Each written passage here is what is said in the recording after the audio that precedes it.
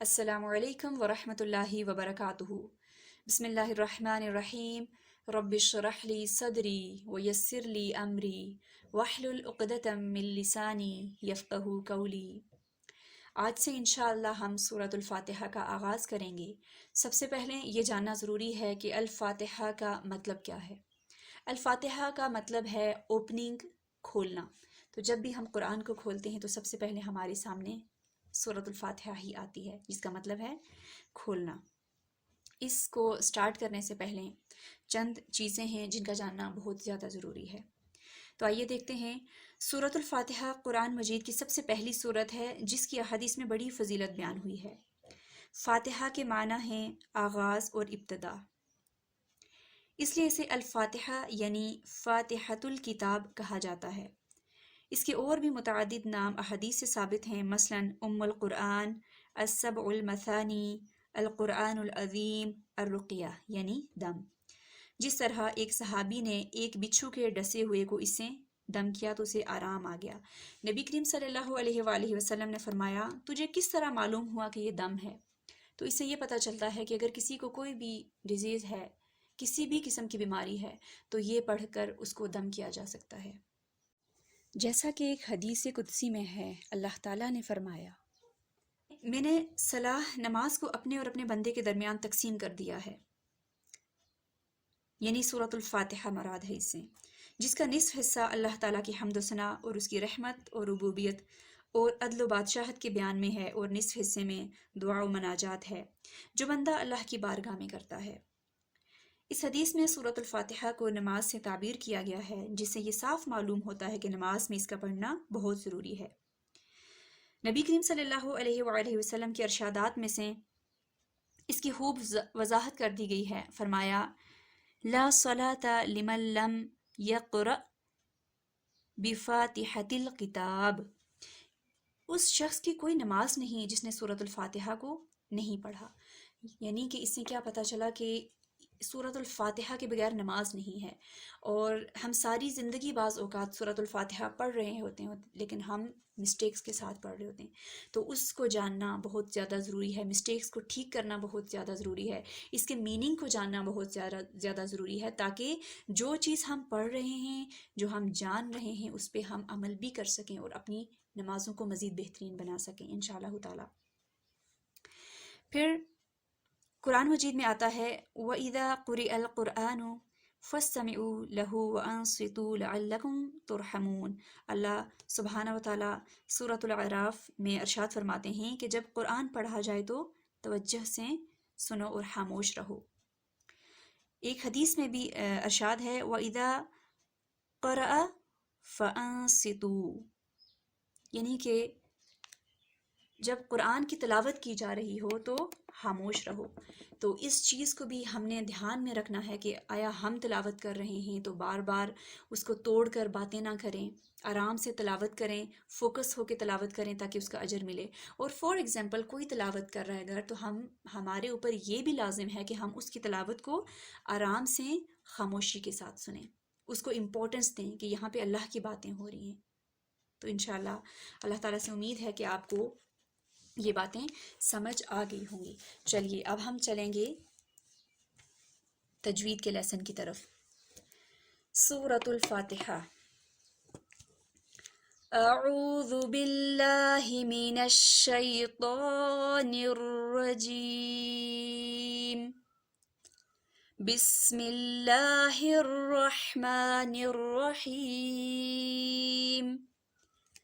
الحمد للہ رب العالمین، الرحمن الرحیم، مالک یوم الدین، ایاک نعبد و ایاک نستعین،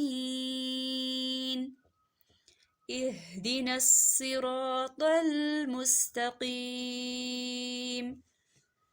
صراط الذين أنعمت عليهم غير المغضوب عليهم ولا الضالين، آمین۔ الحمدللہ۔ یہ ہمارا پہلا سبق تھا جس میں کچھ چیزیں آپ نے دھیان میں رکھنی ہیں، وہ یہ کہ جب ہم نے سٹارٹ کیا الحمد تو لام کے اوپر آپ نے اسٹے کرنا ہے، تھوڑی دیر رکنا ہے، آواز کو نہیں پلٹنا، الحمد جہاں جہاں ساکن لیٹرز ہوں گے، فار ایگزامپل الحمد میں لام بھی ساکن ہے، میم بھی ساکن ہے، تو دونوں جگہوں پہ اسٹے کی، الحمد للہ، اللہ کا لام، اگر اللہ کے لام سے پہلے جب بھی زیر آئے گی اس کو باریک پڑھا جائے گا، اگر اللہ کے لام سے پہلے والے لیٹر پہ پیش یا زبر آئے تو اللہ کے لام کو موٹا پڑھا جائے گا۔ فار ایگزامپل یہاں دیکھیے للہ، اللہ کے لام سے پہلے زیر آ رہی ہے تو اس کو کیسے پڑھیں گے؟ باریک پڑھیں گے، للہ رب العالمین۔ اوکے، اس کے بعد جہاں پہ تشدید ہوگی یعنی ڈبلیو کا سائن ہوگا، اٹس مین کہ اس کے اندر 2 لیٹر چھپے ہوئے ہیں، ہم نے اس کو زیادہ ٹائم دینا ہوگا۔ اس کے علاوہ ایک اور بات یاد رکھیے کہ پورے قرآن میں جہاں بھی نون اور میم کے اوپر ڈبلیو کا سائن ہوگا وہاں پہ ہم نے غنہ کا سب سے زیادہ ٹائم دینا ہوگا۔ اس کو کہتے ہیں نون پہ اگر ڈبلیو کا سائن ہے وہ ہوگا نون مشدد کا غنہ، میم پہ اگر ڈبلیو کا سائن ہو تو وہ ہوگا میم مشدد کا غنہ۔ اس غنہ کو سب سے زیادہ ٹائم دیا جاتا ہے جس کو کہا جاتا ہے اکمل غنہ۔ یہ جو چیزیں ہیں میں بہت سلولی بتا رہی ہوں اس لیے کہ آپ لوگ ان چیزوں کو ساتھ ساتھ نوٹ ڈاؤن کر لیں۔ تو یہ اس کو کہا جاتا ہے اکمل غنہ۔ ایک اکمل غنہ کلیئر ہوا۔ سیکنڈ چیز، جہاں جہاں لیٹرز ساکن ہوں گے ان پہ ہم نے رکنا ہے، ان پہ ہم نے آواز کو پلٹنا نہیں ہے۔ اگر ہم نے آواز کو پلٹ لیا تو وہ باؤنس بیک ہو جائے گا، جس باؤنس بیک کو کہا جاتا ہے قلقلہ۔ اور قلقلہ کو اگر ہم ڈیفائن کریں، جیسے میں اپنے ایک لیکچر میں پہلے بتا بھی چکی ہوں کہ قلقلہ 5 لیٹرز پہ ہم نے آواز کو پلٹنا ہوتا ہے، وہ ہیں قاف، طا، با، جیم، دال۔ ان پہ قلقلہ کیا جاتا ہے، ان پہ باؤنس بیک کیا جاتا ہے، ان کا ساکن ہونا ضروری ہے، ان پہ آواز ضرور پلٹے گی، لیکن اس کے علاوہ جتنے بھی لیٹرز آئیں گے ان کو ہم نے وہاں پہ اسٹے کر کے ان کو آرام سے ہم نے ادا کرنا ہوگا۔ دوسری بات کلیئر ہوئی۔ تیسری بات آپ دیکھیے ورس نمبر 5 میں آ جائیے، ایاک نعبد و ایاک نستعین۔ ایاک، یا پہ آپ کو تشدید نظر آ رہی ہوگی۔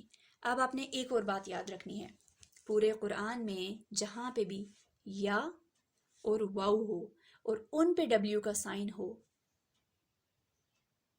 تو وہاں پہ غنہ نہیں ہوگا، وہاں پہ آواز کو ریز کر کے پڑھا جائے گا۔ اس آواز کے ریز کرنے کو کہا جاتا ہے نبر، نون با را نبر۔ فار ایگزامپل آپ کو ایک مثال سے سمجھاتی ہوں، جیسے گاڑی چل رہی ہے، گاڑی چلتے چلتے اسپیڈ بریکر ہے، جمپ ہے آسان الفاظ میں، تو اگر بریک نہ لگائی جائے تو وہاں پہ کیا ہوگا؟ اوبویسلی ایکسیڈنٹ کا خطرہ ہے۔ تو اسی طرح چلتے چلتے اس جمپ کے جو ہی ہم قریب آئیں گے تو ہم نے تھوڑا سا بریک لگا کے تاکہ آرام سے گاڑی کو گزارنا ہے۔ اسی طرح سے یہاں پہ نبر کی مثال ہے کہ ہم نے پڑھ رہے تھے تلاوت کرتے کرتے، اگر یا اور واو آ گیا، اس پہ تشدید کا سائن آ گیا، نبر وہاں پہ کریں گے، یعنی آواز کو ہم نے اٹھانا ہے، ریز کرنا ہے۔ فار ایگزامپل ایاکا، اگر ہم سمپل پڑھیں ایاکا تو یہ تو 2 لیٹرز کو ہم نے کلیئر نہیں کیا، تو کلیئر کرنے کے لیے ہم نے کیا کرنا ہے؟ آواز کو ریز کرنا ہوگا، ایاکا ایاکا۔ آگے اسی طرح سے وَإِيَّاكَ۔ یہ بات یاد رکھنی ہے، اگر آپ یہ چیز یہاں پہ انڈرسٹینڈ کر لیں گے فرسٹ لیکچر میں کہ 2 لیٹرز پہ نبر ہوگا اگر ان کے اوپر تشدید کا سائن ہوگا، رائٹ؟ اسی طرح سے دیکھیے ورس نمبر 7 میں صراط الذین انعمت، نون ساکن ہے، ہم یہاں پہ اسٹے کر رہے ہیں، علیہم نرمی سے ادا کریں گے، غیر المغضوب، غین پہ آواز کو چلا رہے ہیں، علیہم نرمی سے ادا ہو رہا ہے، ولداللین، یہاں پہ دیکھیے ولد داد پہ ہم اسٹے کریں کیونکہ تشدید ہے، ولداللین، یہاں پہ آپ نے داد کے آگے الف، اس کے اوپر آپ کو مد نظر آ رہی ہوگی، اس کو بھی آپ کھینچ کے لمبا کریں گے، تقریباً 3 to 4 سیکنڈ آپ اس کو لمبا کر سکتے ہیں، ولداللین۔ یہ ابھی سٹارٹ ہے اس لیے میں آپ کو بہت بیسک چیزیں بتا رہی ہوں، کچھ کنڈیشنز آگے جا کے چینج کروں گی، اس لیے کہ سٹارٹنگ ہے، سٹارٹنگ میں اگر آپ یہ بیسک چیزیں سمجھ جائیں گے تو آگے جا کے آپ کو انڈرسٹینڈ کرنا اور زیادہ ایزی ہوگا انشاءاللہ تعالی۔ الحمدللہ، یہ تھا ہمارا آج کا لیسن۔ اب ہم دیکھ لیتے ہیں سورۃ الفاتحہ کا ترجمہ۔ اعوذ باللہ من الشیطان الرجیم، بسم اللہ الرحمن الرحیم۔ الحمد للہ رب العالمین، سب تعریف اللہ کے لیے ہے جو تمام جہانوں کا پالنے والا ہے۔ الرحمن الرحیم، بہت بخشش کرنے والا، بڑا مہربان ہے۔ مالک یوم الدین، بدلے کے دن قیامت کا مالک ہے۔ ایاک نعبد و ایاک نستعین، ہم صرف تیری ہی عبادت کرتے ہیں اور صرف تجھ ہی سے مدد چاہتے ہیں۔ اہدنا الصراط المستقیم، ہمیں سیدھی اور سچی راہ دکھا۔ صراط الذین انعمت علیہم غیر المغضوب علیہم ولا الضالین، ان لوگوں کی راہ جن پر تو نے انعام کیا، ان کی نہیں جن پر غضب کیا گیا، اور نہ گمراہوں کی۔ تو آپ جب بھی سورۃ الفاتحہ کو نیکسٹ ٹائم پڑھیں اپنی نمازوں میں خاص کر کے، تو اس ترجمہ کو ساتھ ساتھ ریکال کیا کریں اور ہر آیت پڑھنے کے بعد رکا کریں، کیونکہ ہر آیت کے بعد اللہ تعالیٰ آنسر کر رہے ہوتے ہیں۔ الحمد للہ رب العالمین، تھوڑی دیر رکیں، پھر نیکسٹ آیت پڑھیں، پھر نیکسٹ۔ تو اس طرح سے نمازوں میں بھی بہتری ہوگی، خشوع خضوع نماز میں بہت انشاءاللہ آئے گا، اور آپ کو ایک بلیسنگ بھی فیل ہوگی انشاءاللہ تعالیٰ۔ الحمد للہ، بارک اللہ فیکم، یہی تھا آج کا ہمارا لیسن۔ سبحانک اللہم و بحمدک، اشہد ان لا الہ الا انت، استغفرک و اتوب الیک۔ السلام علیکم ورحمۃ اللہ وبرکاتہ۔